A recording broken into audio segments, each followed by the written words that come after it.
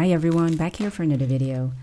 Since I received from Nuphy the Air60 V2, I've been really enjoying using it, and it is now one of my go-to keyboards to use every day. I mean, just look how nice this is.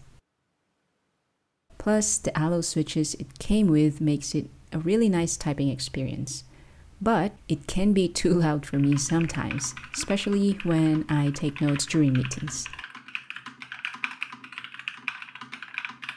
So today I will attempt to do some modification, hoping to diffuse the sound and also to hopefully not break it. So first, let's hear how it sounds like on its original state out of the box. Again, I got this from Nuphy and they sent over the Air60 V2 with alloy switches.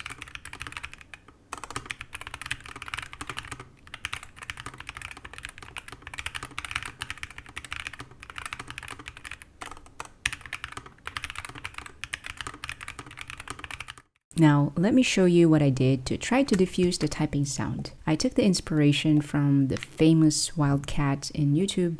Though he had the Air75, I was able to do similar steps for the Air60. I hope you will help me by giving a like on this video as it took a lot of time to make it, so thank you. I want to keep using this keyboard and take it with me to the office because the small form factor is just right for me. Plus, I'm loving this white color as I prefer the minimal clean look. But again, it can sometimes be too loud for my own good and maybe for my office mates too. Taking this apart was easy until I got to the part of removing the bottom part of the casing. It was a bit scary as I felt like I will break it if I pull it out, and I didn't want to break this as again, I like this keyboard and I want to keep using this. And luckily I was successful to disassemble it, and now we go to the part of adding the foam.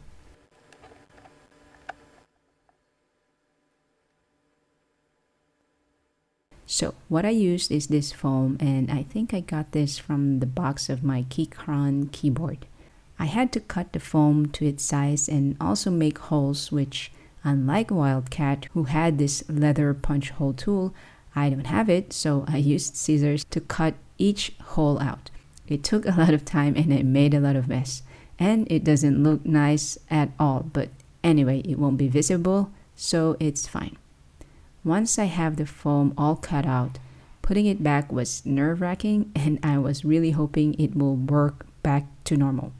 I had to make sure the power switches and the charging port are all set in place before screwing it back, and yes, I was successful to do it.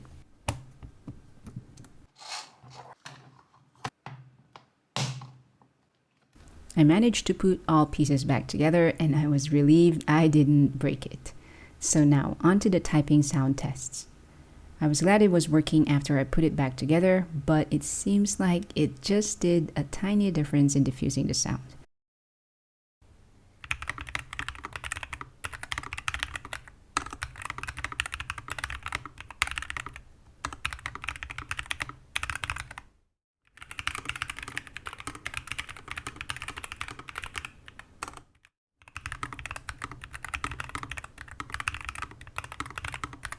What do you think? Did you hear any difference? So then I thought of trying out the daisy switches I had on the Air75 V2. So I moved it here on the Air60 V2. And this time I think it is a bit more quiet in typing as the daisy switches has a heavier actuation force, and I think it makes a difference, but again, it's not that significant. It's hard to hear it well in the video, but in person though, I can hear the little difference from the original setup. So for now, I think I will keep using my Air60 V2 this way. Here are more typing tests, and let me know if you heard any differences in the typing sounds. And that's it. Thanks for watching.